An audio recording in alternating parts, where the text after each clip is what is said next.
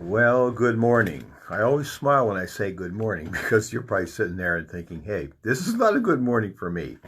But it is a good morning. We had a good morning yesterday. Yesterday was Tuesday. I'm off Monday and come in Tuesday. And we probably had like 5 or 6 people come in just to stop in and visit, put in an offering. One person brought whoopie pies. That was nice. I'm not pleading or anything like that. But I do want you to know I will be in till 2:15 today.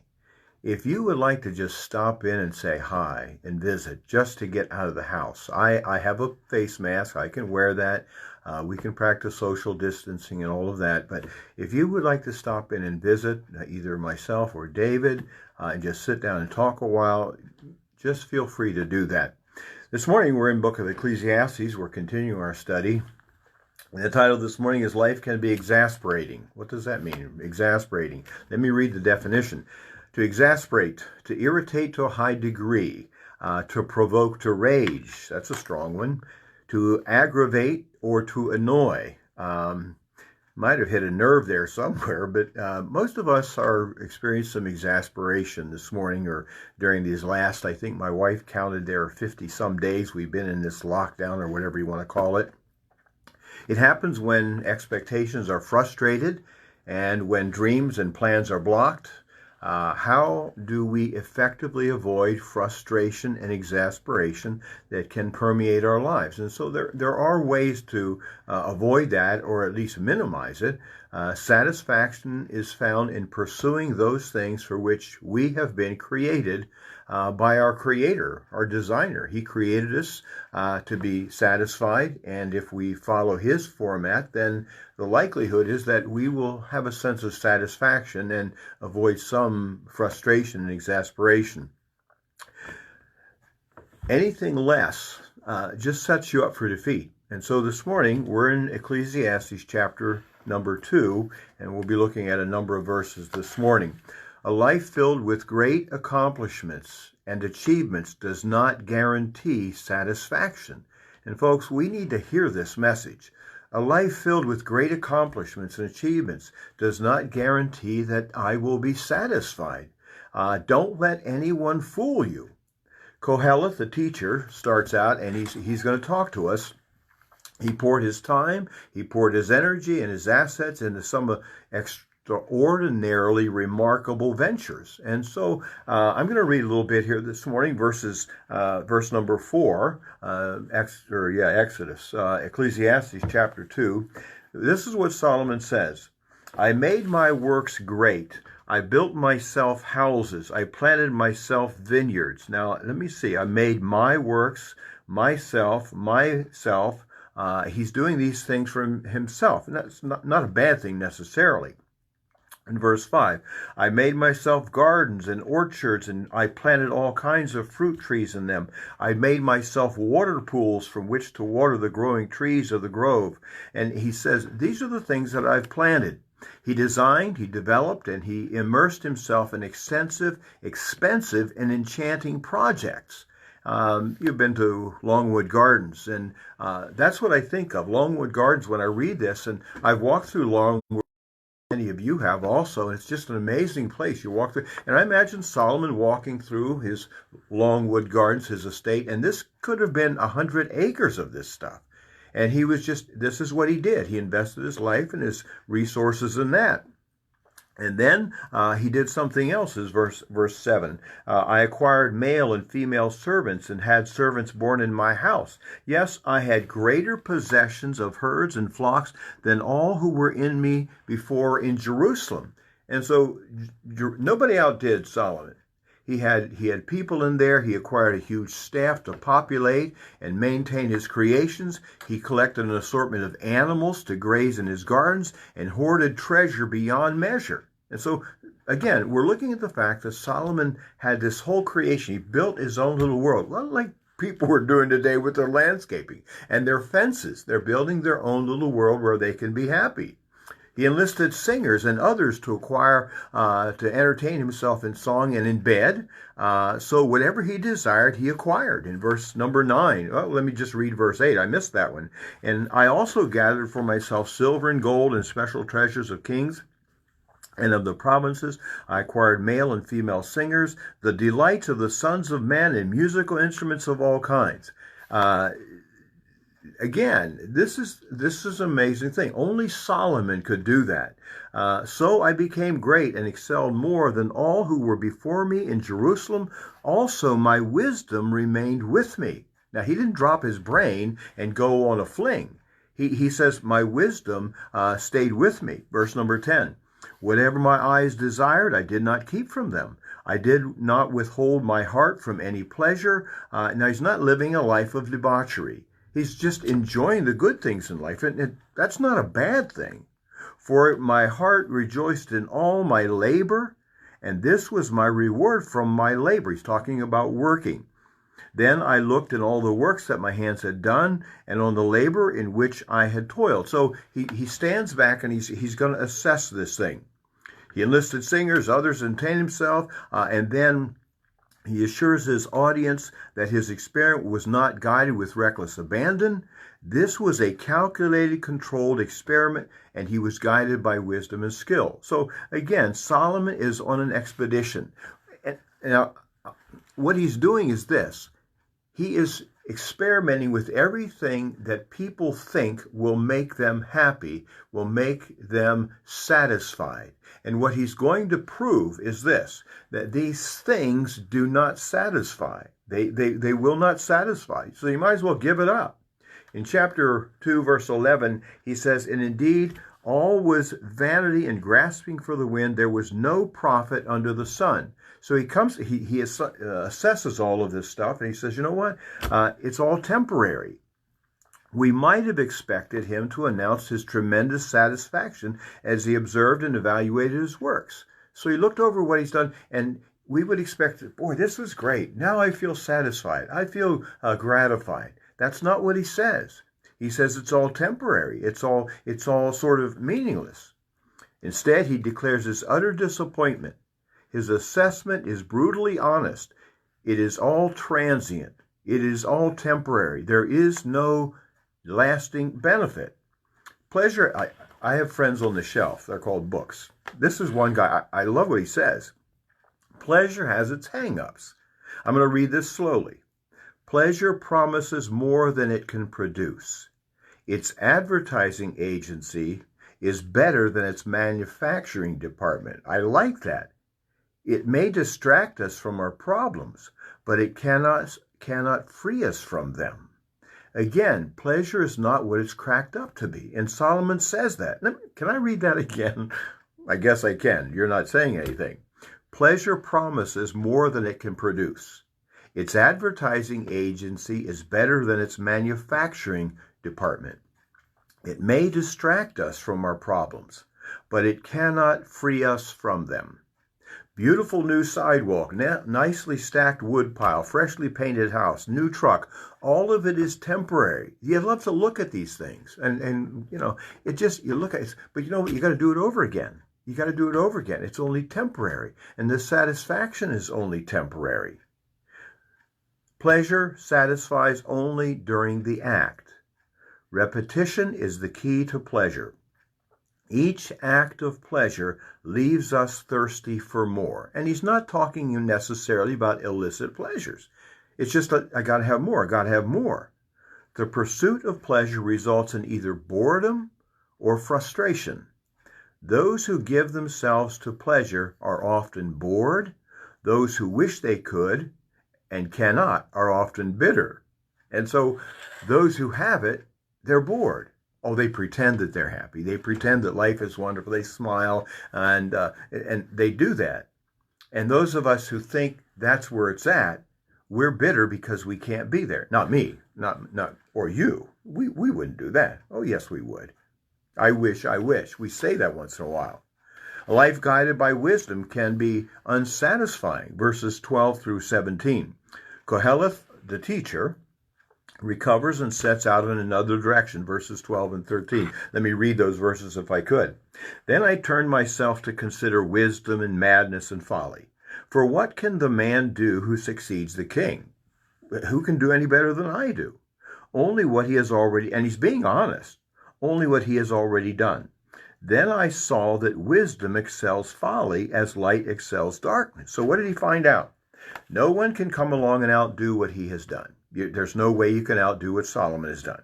He fully explored that option, and it led to nowhere, he says. He refocuses on wisdom and madness, or versus madness and folly.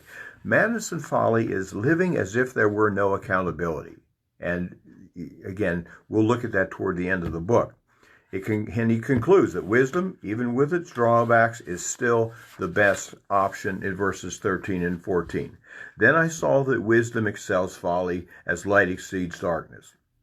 The wise man's eyes are in his head. He knows what he's looking at. But the fool walks in darkness. He has no clue. Yet I myself perceive that the same event happens to them all. I wonder what he's talking about. The same event. He arrives at another equally sobering, disturbing, and exasperating reality. In verses 15 through 17, he tells us what that thing is, that eventuality for both the wise guy, the wise man, and the fool.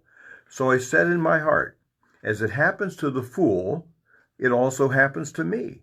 And why was I then more wise? What did I get out of it? Then I said in my heart, this also is temporary, this also is vanity. For there is no more remembrance of the wise than of the fool forever. He's not talking about death necessarily. He's talking about being forgotten. There's no more remembrance of the wise than of the fool forever, since all that now is will be forgotten in the days to come. Everybody gets forgotten. Now, you don't, or I don't. Yes, we do. We'll be forgotten. It won't take that long. How does the wise man die? Just as the fool dies. Verse 17. Therefore I hated life, because the work that was done under the sun on the stage of life was distressing to me. For all is vanity and grasping for the wind. All is temporary, and it's like trying to get a hold of the wind. The wise man and the fool share a common fate. They will both be forgotten. After death, life will go on as if they had never been on the stage of human life. Life will go on. After a funeral, sometimes when I'm walking, I like to take walks after funerals and after those kind of things. Just relieve some of the pressure, gives me time to think.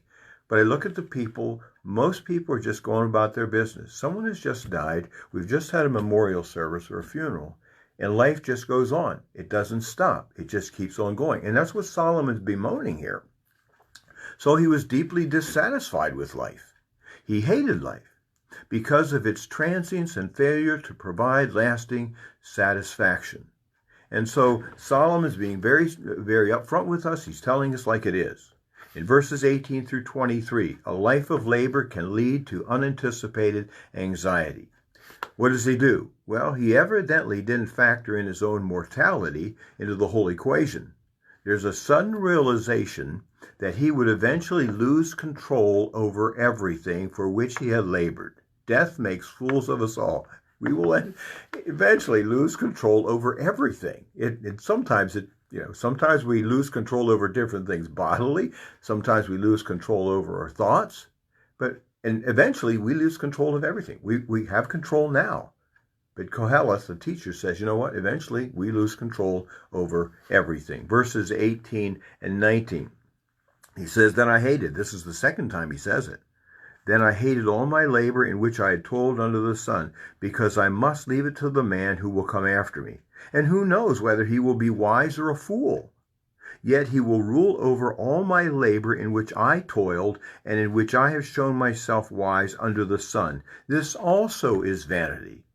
Koheleth was deeply disillusioned. He hated life, because his great effort to achieve unprecedented wisdom also failed to give him any lasting satisfaction. Such intensity of emotion was meant to deter readers from trying the same exploits, for they had not yet reached the same level of disillusionment. And this is from a quote from a guy named Fredericks, but what he's saying is this. Koheleth is trying to warn people. It's almost as if he's taking a hike, he's taking a walk, he's on a journey, and he's pursuing this, and it's not bringing him any satisfaction. And those who are following him think, oh, this is the way to go. This will bring us satisfaction in life. And they're following. And it's almost as if he turns around and says to them, hey, guys, this is the wrong way. If you're looking for satisfaction, this is not where you're going to find it. And so Solomon is really doing them a favor by turning them back and saying, this is not the way to go. And hopefully we, not just they, but we follow it. Those who consider themselves righteous but have... Now listen to this. You're a believer this morning? Listen to this. Those who consider themselves righteous but have never hated life have not taken God's sovereign justice, including the curse, seriously. And he's talking about the fall. People can be insensitive to a distressed world and dishonest about their own grievances. I'm fine is often a lie. We observe and mimic the illusions of happiness perpetrated by lottery winners, by those who we see in the casinos on the ads, those in the bars, the billionaires. All of them are pretending that they are happy. What else are they going to say? I am miserable? No, they're not going to tell the truth. They are not satisfied. They are not happy. And if you can see past the facade, you can see Koheleth is telling the truth. The way to happiness is not seeking self-satisfaction. Verses 20 and 21, we go on. Therefore I turned my heart and despaired of all the labor which I had toiled under the sun. For there is a man whose labor is with wisdom, knowledge, and skill, yet he must leave his heritage to a man who has not labored for it. This also is vanity and a great evil. This is exasperating. Everything I have built, I've got to leave to somebody else. He had no assurance concerning the integrity or the intentions of his successor. Solomon had lots of kids, okay? They didn't work for what he worked for. He worked hard. He designed all these things. He, quote, created all these things.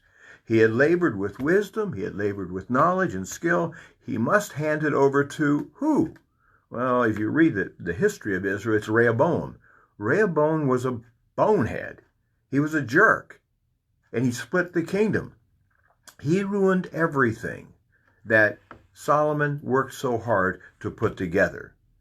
The only consolation is Solomon didn't have to see it happen. Death really is sometimes a blessing because we don't have to see the stupidity of those who come after us. Koheleth confronts himself with another exasperating question in verses 22 through 23. He does not shy away from reality like many of us do. 22. For what has man for all his labor, and for the striving of his heart with which he has toiled under the sun? Folks, we need to ask ourselves the question, what am I doing? Why am I doing this? What good does it do? And some of you are honest enough to do that. Hopefully you come up with the right answer, okay? But verse 23, for all his days are sorrowful and his work burdensome. Even in the night his heart takes no rest. This also is vanity. This also is temporary. This is meaningless. Koheleth confronts himself with this exasperating question. His labor caused pain. His labor caused grief. Insomnia, it talks about that. Was it worth it? What are his options? Such a person goes to bed, but his mind does not lie down. You've probably had those times. You go to bed, but your brain doesn't stop. Did you notice the reference to calamity, evil, of transience at the end of each segment? And what Solomon is saying, don't give up. Again, this is one speech. It takes about 8.5 minutes to read through the book of Ecclesiastes. And he will come to the end. But at the end, he will say, enjoy life, just in case. Enjoy life. It is good. This is what your Creator has in mind. If you follow the designer and what he said, you'll have a satisfying life. Verses 24 through 26. A life lived in sober gratitude brings satisfaction. Verse 24. Nothing is better for a man than that he should eat and drink, and that his soul should enjoy good in his labor. This also I saw was from the hand of God. For who can eat or who can have enjoyment more than I? What Solomon's bottom line is basically something that you and I can achieve. easily. I don't need all the riches. I don't need all the land. I can enjoy life. I can enjoy, and he goes to the very simple things in life. Those who truly appreciate the simple things in life as from the hand of God will experience satisfaction. I can experience satisfaction if I enjoy what God designed me to do. Those who insist on groping and grabbing for what they think will satisfy will ultimately experience exasperation. So I can be satisfied with what God has given me. I have food, I have drink, I have the things I need. I don't need anything more. Verse number 26, our last verse, and you're glad. This is long this morning. I thank you for hanging with me if you're still here. Some of you were here to start with, I know. Anyways, it concludes that God gives wisdom, knowledge, and joy to those who do right in his sight. Those who do wrong will lose everything they've labored to acquire. You choose. Redistribution. We have a lot to talk about from some quarters about redistribution of wealth. Redistribution, when I read the verse, is not based on financial status, but on godliness. Verse 26. For God gives wisdom and knowledge and joy. Wisdom, knowledge, and joy. To a man who is good in his sight, someone who follows his directions. But to the sinner, the one who forgets God, he gives the work of gathering and recollecting, that he may give to him who is good before God. This also is vanity and grasping for the wind. It's temporary. Who are the men? Let me read my friend from the shelf. Who are the men and women we admire? And this is a question. Who are the men and women that you admire, that I admire? The pace setters, the record breakers. Our list of heroes begins with persons who started with nothing and amassed great fortunes, who overcame hardship to rise to prominence, who shook off obscurity and rocketed to fame. Vicariously, we savor their accomplishments to the last morsel. The pleasure of those who succeed helps to feed those who watch. We do it in athletics. We have our favorite teams. We have our favorite players. We have our favorite entertainers, whatever. I don't, but you might. But we experience vicariously what they're enjoying. Those are our heroes. We might have the wrong heroes. And only a few are bold enough to tell us the truth about their accomplishments. If Koheleth can't get no satisfaction from the transient, fleeting, and temporary stuff of life, what makes you think that you can do any better? If he can't get it from the transient stuff. I found this article. Let me share it with you. Around 1923, the most powerful men of the day ruled the world of money. And there are 7 or 8 of them. Charles Schwab was president of the largest steel company in America. 25 years later, Charles Schwab left behind an insolvent estate with debts and obligations totaling $1.7 million. Samuel Insull was president of the largest utility company. Samuel Insull died of a heart attack in a Paris subway station with 20 cents in his pocket. Howard Hobson was president of the largest gas company. Howard Hobson died in a sanitarium. Richard Whitney, president of the New York Stock Exchange, 25 years later, had just been released from Sing Sing prison. That's not a retirement home. This isn't funny, okay? Albert Fall, Secretary of Interior in President Harding's cabinet, died at home, broke. Jesse Livermore, the great bear on Wall Street, committed suicide a week after Thanksgiving in 1940. Ivan Kruger, head of the world's greatest monopoly, committed suicide. Leon Fraser, president of the Bank of International Settlements, committed suicide. Folks, what Solomon's going to say is remember now. Remember now your Creator. Jesus said this, I came to give you life and that more abundantly. If you're seeking the abundant life in the things that you can see and acquire and gather, folks, you're looking in the wrong direction. That's not what he had designed for you and for me.